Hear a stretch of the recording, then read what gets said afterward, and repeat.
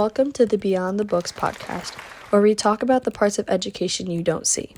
And today we'll be talking about how to get to where you want to be and the journey you will take with education. My name is Alexa Glenn, and I'm here to give you guys the information to not only help, but keep you aware of some of the things during your education journey and career. Now, I am here with Amelia Daly, better known to me as Memers. Before we even start, I want to make sure you, Memers, I can have your consent to have your responses and voice used in this podcast. Are you okay with this? I don't know if you guys can see, but she nodded her head, so she says yes. And as with that is perfect. Now let's get right down to it.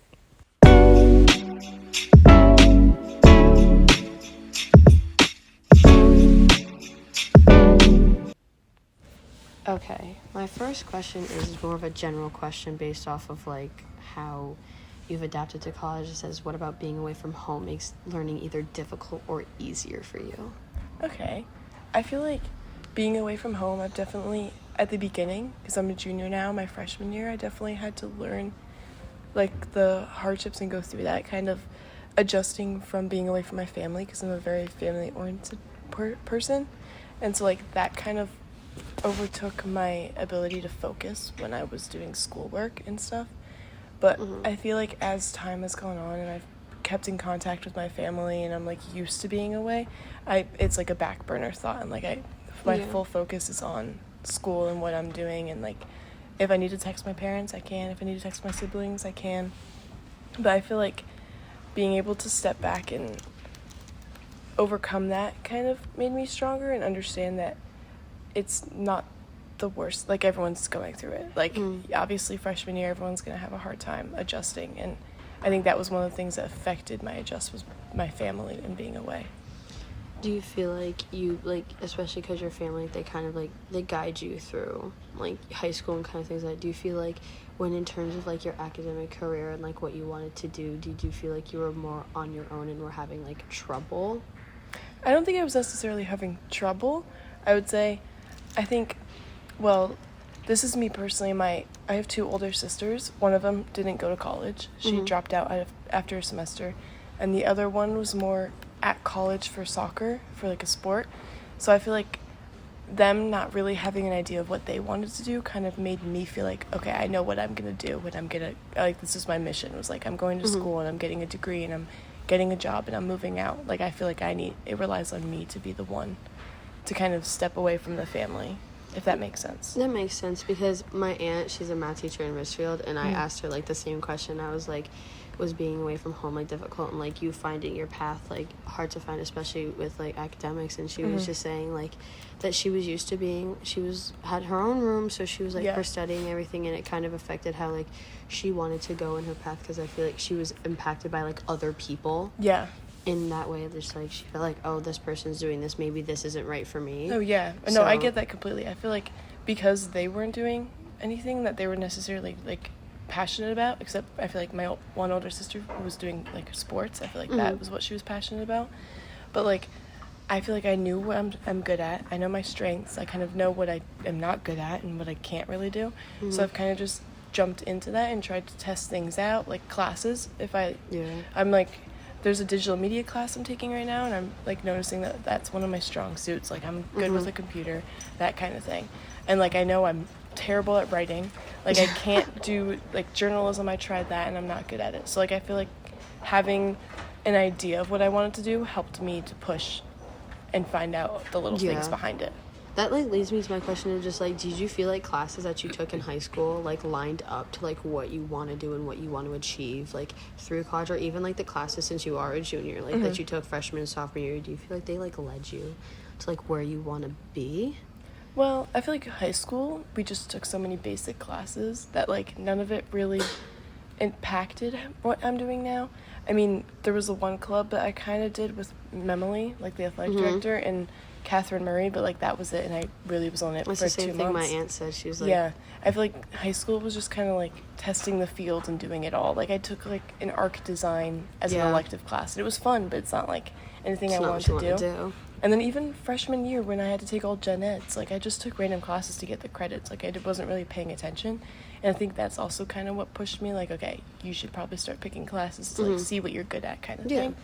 And I've taken some courses that definitely reflect what I want to do, but a lot of it I feel was just to get the credits and kind of guide me. Did they like unmotivate you to want to like go in like the field you're in, because you did say that you did make a decision that you weren't proud of? Like, do you feel like some of those gen eds kind of like since they didn't like direct you in a specific way, do you feel like they were kind of just like they pushed you to make that decision? Yeah, like I kind of look back on it and I wish I did more. Like I wish I advocated or knew stuff more, but also I think like I was 15, 16, 17 in high school, like that kind of my brain is still immature, like I'm still thinking. I don't really take it that seriously. I kind of understand that like it is what it was, and I mean, I know people now that are juniors and still don't have a major, like they're still undecided, so I feel like you have time, and that was so far back ago that it didn't really matter.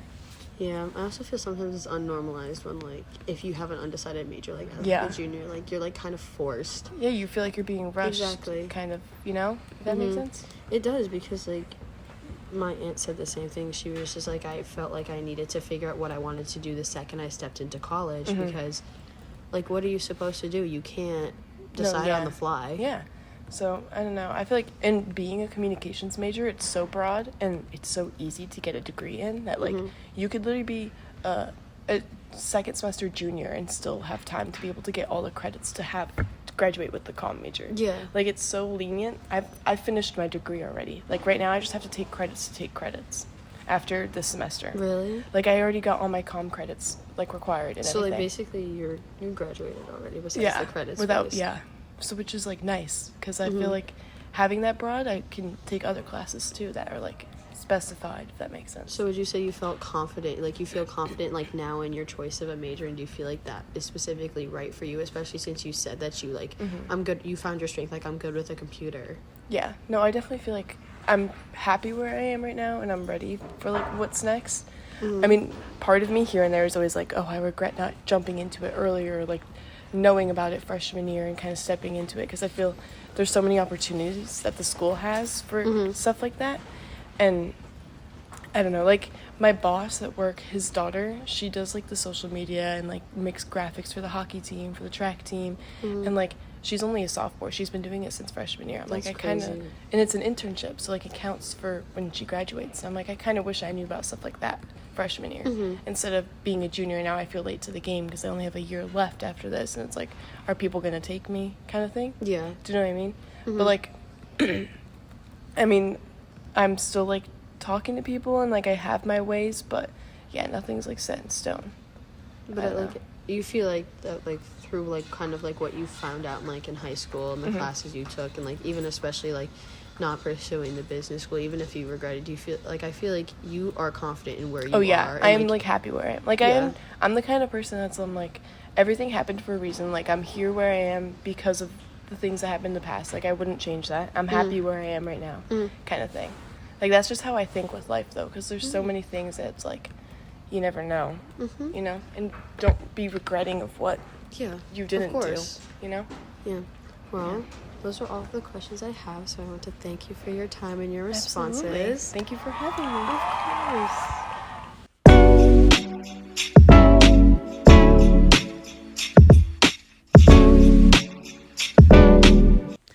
After my interview with Memers, I wanted to do a bit of reflection on not only myself, but some sources I have found to just kind of connect to the interview. And my first thing is from the University Writing Program at Notre Dame, Neil Gupta wrote, "Another issue homesickness can cause is a lack of concentration in the classroom." And I think that is very true, and also what Memers had said before in our interview was also very true. She said she felt hardships from leaving home and having to adjust to, like, just being in a different place, like having a whole new routine, and sometimes it did bother her through classes and it kind of like messed with her head. And I completely agree, because especially with missing home, like I can, like, not being able to see my family and friends, I can feel that like sadness or just like not uneasiness, but for lack of a better term, kind of like creep into my everyday life and just kind of like maybe set me off a little bit. So that I can totally agree with. But I think it's important that when being away from home, you can't drag your mindset away from your goals at school. It may drive you to think that maybe college isn't for me or I want to go to a different path. But if you think about it, in another article I wrote by Matt Solonick, he wrote in his article that 62% say that college and career readiness is from one of the school's responsibilities, and 41% felt unprepared to make a career choice or declare a college major at graduation. And even if you can't declare it by the time you get to graduation, it's important to go in with a plan. And even though Memers had changed her major while she was at college, she still went in with an idea.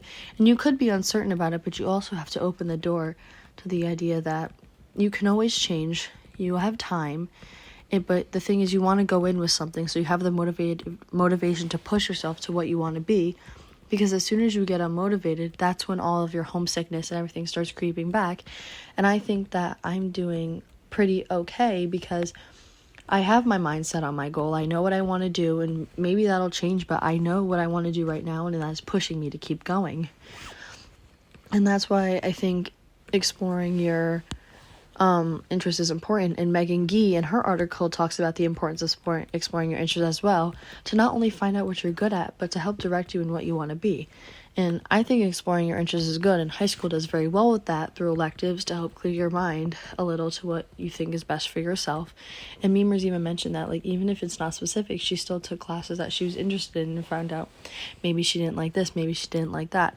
But I think it's very important that we take that time to look at ourselves and give ourselves the opportunity to explore new things.